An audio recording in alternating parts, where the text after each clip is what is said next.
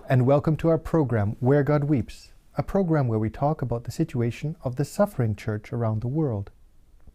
South Sudan came into being in July of 2011, the world's newest African nation, and is struggling with illiteracy of 80% and an infant mortality rate between 30 to 40%. Its bishop, His Excellency Edward Hiiboro Kussala, faced his own life struggles from the tender age of 9 months when his home village was destroyed and his mother was killed. For 5 years, he and his grandmother lived in a refugee camp. These experiences have prepared Bishop Kussala for his new position and the challenges confronting him today, a diocese flooded with refugees from the north and with some of the worst poverty indicators in southern Sudan. To tell us more, it is my great privilege to welcome Bishop Edward Hiiboro Kussala. Your Excellency, thank you very much for being with us today on our program. It's a pleasure to be here.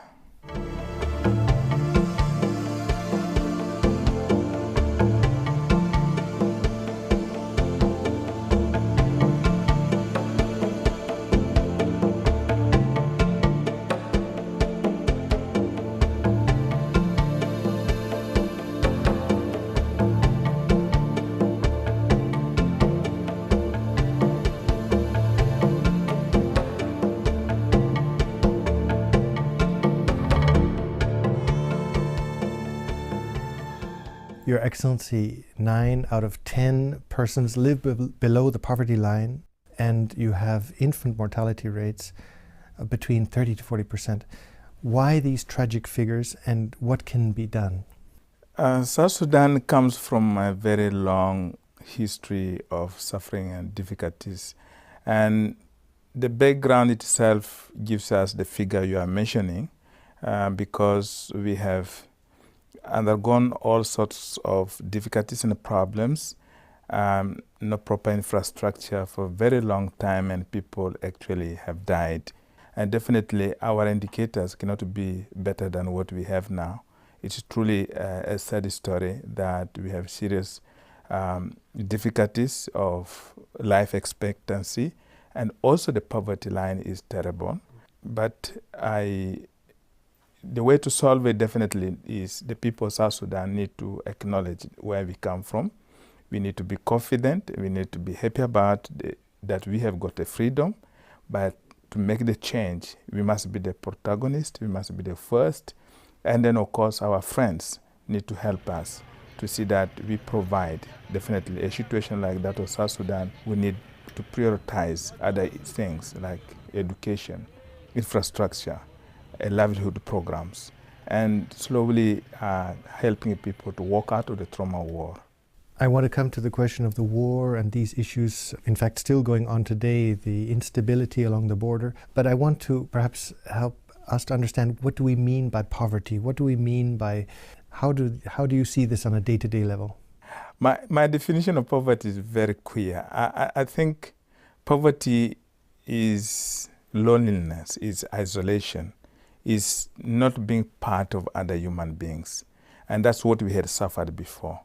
And now having freedom, that we have an independent country, and I think we have got over one type of poverty, that we now belong to the community of people, and we can be able to create our position among other people. And so I think that's the way I see it. For sure, you have a people who are in a place and they are not able yet to resolve some of their challenging situation, where we cannot provide proper health services for our people. We don't have proper running water, where our children cannot go to school, or the few schools we have are not decent enough. And the produce, probably the food we are supposed to provide to produce, is not adequate enough to feed the community. And money circulation is not proper. To me, those should be a description of a community that's really suffering, that needs a lot of work to go around what could make such a community walk out of this situation. exactly walking out of the situation, looking towards the future. Only 2% of children in South Sudan have completed primary education. Definitely, without education, we can't move further. And it is a big challenge, and it is worrying all of us. We still have a huge number of children who are not able to attend school. It is worrying both the government and the church, and above all the church definitely is. We are into this situation, and we have been talking to people, asking agencies, and many people see that the running of a school is a lifelong time, and nobody wants to commit himself or herself to this kind of need. And definitely, we do not need this cost sharing, daily running of this. But what is really lacking? Infrastructure, textbooks, and the training teachers. And then I think from there we can be able to start. But these are things which we do not have at hand. And the church and my church where I work has embarked on this. All children go to school. And we have to do it under a tree, and we have to do it anywhere. And everybody is invited, not only children, everyone, because nobody knows how to write and read. And it's very dangerous that we can't live that way. And this is like indicating difficulties for the future, because without education, many of the young people can result to be a problem for the community. You mentioned a couple of times friends and international organizations, but perhaps I'd put a little bit of a hot finger, if you will, in this question. But how much is it due to the capabilities of the South Sudanese, the accountability of South Sudanese? Many might say South Sudan has oil. Oil is being pumped. The economy is turning. Why is not the government able to provide the services, the essential services that it should? I'm one of the few who really don't believe in the fact that we have to depend on natural resources. So my government and many people think that to develop South Sudan we have to go into the oil. But that oil, as I speak, though we are told it is running, has always been running into difficulties with the government of Sudan and South Sudan. It has never been operating well. And we still have to have proper laws as to see how this oil has to be used. In normal circumstances, we should have a policy before extracting this oil and knowing how much of this oil we extract each day, how many barrels of this oil, and how much is put in the world market, how much money we get from this oil, and how many percent goes to education, to health, to roads, and how much money do we save for the next generation, the 100 generations to come. They should have a bank account. I mean, these things are not in place. So this transparency is not there yet? We still need to work around it. Has oil been a curse or a blessing? For me, I would think it is not a blessing yet. Not yet. If I had the power, I would even close it down and we forget it. And we use another method, which many people around the world are using in order to develop their own nation. The oil precisely has been a source of the continuing disputed territories between North and South. What is the situation now between the North and the South? Yeah, in fact, this oil seems to be one of the major causes of conflict between Sudan and South Sudan, even before separation. And the fact that the exploration of this oil also has been motivated by international community who are engaged also in the oil business. And so the two countries has found it difficult to agree as to how the oil has to be explored, used for the two countries without problems. Still, the pipeline is running through the north. And sometimes the president gets up in the morning of the Sudan and says, I'm closing down the oil. You will only hear on the news, they are closing down the oil. After a while, they say, no, we are opening it. So it is really very confusing. I can't even know how much of this oil has been already explored and sold and how much money has been obtained. So it doesn't really present a decent future for South Sudan if we all have only to think about the oil. But anyway, we are talking, and many people are talking, and our government is trying to see how best they can use this oil in the time to come for the development of South Sudan. And they are considering maybe other possibility of opening another pipeline through Djibouti or through Kenya or maybe through Uganda. But that's years away. That's very far away. Yeah. And if we have to talk about it as something to solve the immediate difficulty of the people now, I think other better ways have to be found. I want to come quickly to the question of the border issues that are still unresolved and still sadly attacks and if you will not a war, but there's still extreme violence going on, for example in Abyei and these areas. Is there an interest in the destabilization of South Sudan, and is the destabilization, because of the fact that these issues have not been resolved, is this destabilization only between North and South, or are there other external forces that are interested in let's say the collapse of South Sudan? Really, it's difficult to know. We are actually disturbed by this. First of all, the run up to the referendum and subsequent declaration of the independence of South Sudan, we all know that Sudan was not interested in the fact that South Sudan break away. And that's why some of those elements, which should have been resolved before the declaration of the independence, remain there. The issue of the border, it should have been handled before time.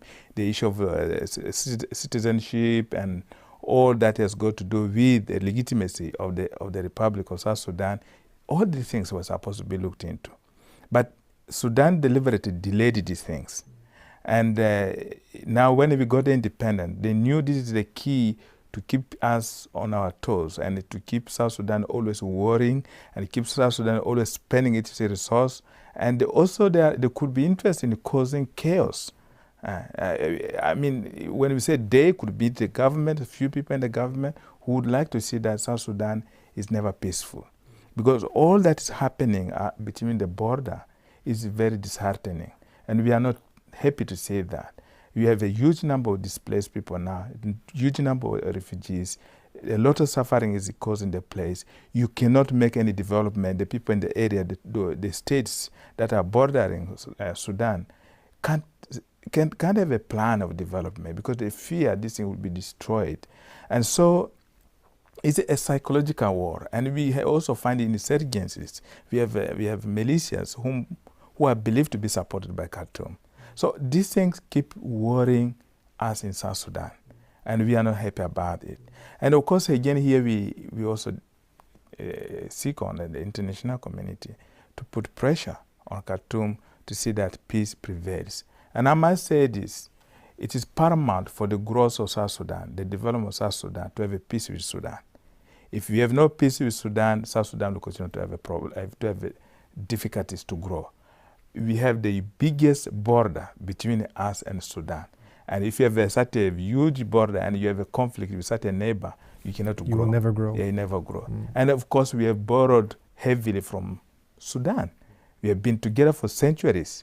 And so I think it would be also joy and happiness for Sudan to see South Sudan growing. And there's a lot in common we can exchange. We are drinking the same Nile. We speak, most of our people speaking Arabic. So I really don't see why Sudan is so interested in causing pain and destabilizing South Sudan. Another question has been the further Islamization of the North. With the government declaring openly South Sudan is separated and now the North will become an Islamic or more Islamic state. Can you tell us a little bit, what is the situation for those Catholics who are still in the North? I think the Catholics in the North may not be scared because they are used to whatever is happening now. Before the separation, we were all under the same situation. The application of Sharia law was there. We were not allowed to build churches. We were not allowed to get out freely what we wanted as a church people. There were all those kind of different persecutions going on. And if it is still there, and I'm sure the Catholics in North Sudan, in Sudan, should not get scared. They only have one model to have a faith in God and to keep praying. And for sure, it could be also unfair for Sudan to make the Catholics or the Christians in the north to suffer, to subject them to unfair rule, because South Sudan, there's freedom of religion, well spelled in our constitution.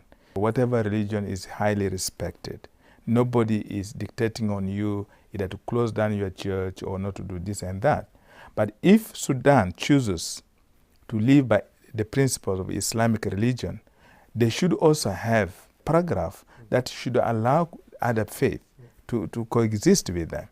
We have many Arab countries, Muslim countries, that still have Christians within their country.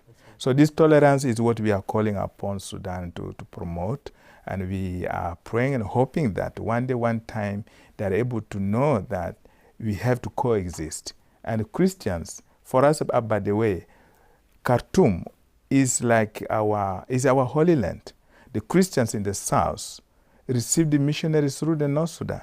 And we also know that history has it that Christianity came through the north. It has been there even before Islam. So we cannot forget the north. And that's why we continue praying and encouraging the government of the Sudan to keep this beautiful peace. It is beautiful for them to have also Christians among themselves. And we have a huge number of Christians in the north, by the way. The Nuba people and also South Sudanese who have already lived over centuries. Yes. These are northerners. These are inhabitants. These are people of the inhabitants, land. yes. People of the land. Exactly. I want to ask you now, I want to turn a little bit away from the north and back to the south. Over these years, there has been, if you will, an ice laid over the ethnic challenges and perhaps rivalries within the south. And the question now is that the ice has been lifted. Some of these ethnic rivalries and disputes and battles have come again to the fore. What is the situation, and how is the church trying to work to maintain the peace now between these different ethnic groups? Yeah, well, I think I must admit South Sudan has so many ethnic groups, and it has been very highlighted, especially even during the struggle. The government of the Sudan actually worked on that to make everybody feel as a community, you feel as a tribe. That was used definitely to divide the people and to make their process succeed, but which has not actually fully succeeded, and eventually people joined together and voted for separation. And for me, this is something positive. Yes. The same people were referred to as tribes or different ethnic groups. They had to come to one thing and agreed and voted for separation. And for me, that's what we have to use in order to build the country. If we voted as a tribes, we were not going to get the independence. We voted as South Sudanese. And therefore, we have to work hard. And that's what the church is doing now in our prayers, in our services, in schools, and seminars and workshops to talk about being one as South Sudanese. You know, by the way, it is difficult to build a people, to build South Sudanese. It's easy. The easiest thing we did was to get the independence. But now, the most difficult work is to build the South Sudanese. You have to build a nation. To build a nation. To feel I'm a South Sudanese, and I have to believe it must be a creed.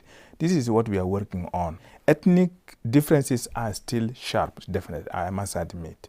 And especially when there is too much poverty. When there is too much poverty, you can easily identify people by tribes. Does it not pain your heart, though? I mean, after all these years of over 20 years of civil war, and then you have a new nation, and not the first thing, but a severe problem and a significant problem is that the people start fighting each other inside the country. It must pain your heart. For us, as a church, it is so painful. We have accompanied the people through this struggle, working for peace. And now when we get the people are engaged in violence, engaged in war, it displeases us, and I feel extremely sad. And so we are hoping that maybe through the methods we are using, through our prayers, through civic education, development, we are able, able to change this bad feeling and help people come together. You know, we have just woke up, and this, as babies, you cannot predict that this child definitely is going to be a failing person. We are moving, and we are dealing with the situation of centuries. It's not, I mean, we were never a country before. 2 years, how come when we still see countries that have been over 100 years having a struggle? No. So you cannot expect a South Sudan to be heaven. The expectations. So we want to... As you say, it's a child that's taking its first steps, exactly. And you have to help that child to walk until the point that it can walk on its own. That's what we are doing, but we don't condone a deliberate misbehavior from the people of South Sudan. If people who can loot money, who can take properties out of our country, and who bring bad laws into the system, these ones are actually would be compared to devils, because if they know how many millions of people have died and they still work on elements and issues that can still bring this country back to that sad period, then this one is not... Those ones bear a heavy responsibility. They have to bear a heavy responsibility, and we never leave them without saying this to them.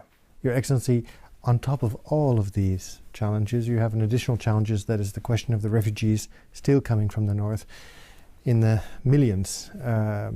And the question now is, how does the Church embrace, how does the Church try and respond to this, these enormous pastoral challenges? You know what I admire about life? Life is it's an adventure. You have to learn every day. It's so funny. Imagine I became a bishop exactly 5 years ago. And when I was made a bishop, of course, that was something I never thought would happen. I've never seen a young bishop before. And they asked me to take care of the diocese where I am. The same year, when I went in, the rebels from Uganda started attacking the place.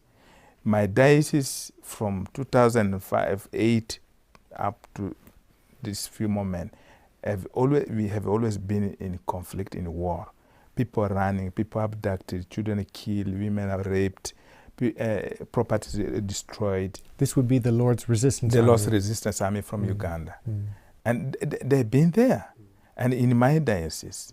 And again, with this, you have now to receive people running from war from different parts of the country. You get returnees from Khartoum.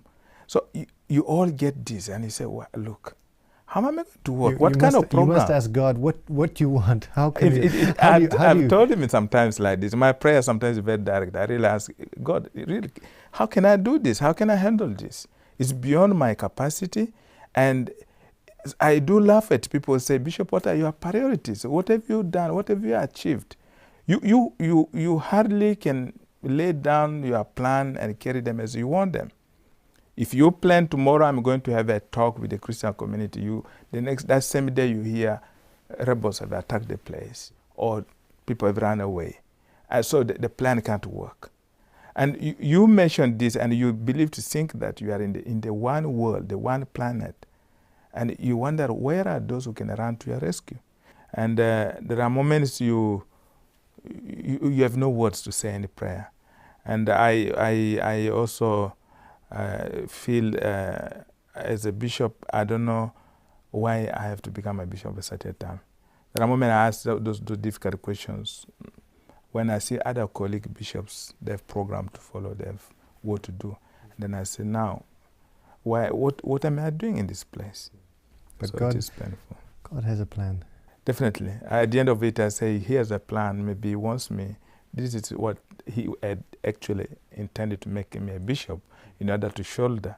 And I think, I'm hoping let's get over so that I can be able to change the work. Your Excellency, what would you ask of the Universal Church?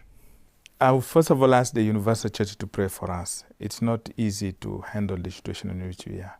We definitely need your prayers, and we are grateful to many and millions of our Christians around the world who have continued to pray for us and who have stood with us.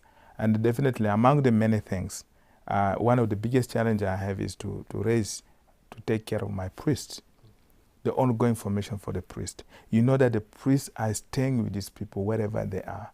They are traumatized by the conflict, but the situation in which the way they live, no proper house, not any means of transport, even for their own feeding, is not there. And I have on a positive note, huge number of young people would like to be priests. Yes. But then the difficulty is how to find support to care for them. How not to lose these vocations. Not to lose this vocation. And I'm caught up with this. And the same for religious life, our catechists, and then above all, the youth who are supposed to be given a future with no proper education. There's no proper way we can be able to inculcate into them values that can help them in the future to find work. And definitely we have a serious problem of health. Where I come from, it is hard to find one medical doctor.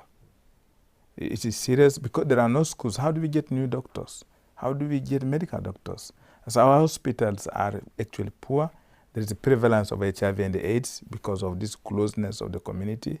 And other diseases, people die of sickness which can be cured, which are curable, but there is no way. So I would definitely call on our friends to pay attention. First of all, visit us, pay a visit. Maybe in my words, I don't know how to describe the situation. Come and see for yourself. Come and see. I would say come and see. Come and see. And then help us and stay with us. Your Excellency, thank you for having been with us today on our program. It's a pleasure. Thank you. God bless you. And thank you, ladies and gentlemen, for having been with us today on our program. And if you'd like to know more about the situation of the Catholics in South Sudan, or perhaps how you might be able to help His Excellency, I would encourage you to look at the contact information at the end of this program. And we look forward to seeing you next week. Take care.